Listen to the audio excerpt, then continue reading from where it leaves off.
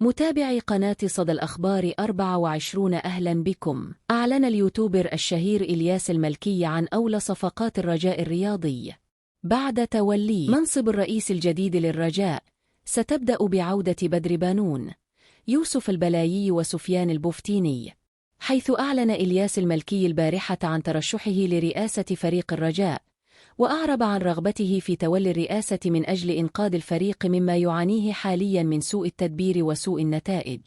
كما أشار إلياس المالكي إلى أنه في حال قبول ملفه وتوليه منصب رئيس للفريق الأخضر سينتدب بدر بانون ويوسف البلايي والبفتيني وغيرهم من اللاعبين، معبراً عن طموحه في إنقاذ الفريق من معاناته الحالية، قبل أن يعود إلياس الملكي ويتراجع عن قراره في الترشح بسبب وابل الانتقادات الذي تعرض له من رواد مواقع التواصل الاجتماعي، وبذلك يكون قد ترك الفرصة للمغني حليوة وآخرون لرئاسة الخضر. أخبارنا متجددة في كل اللحظات، لا تنسى الاشتراك وإلى اللقاء.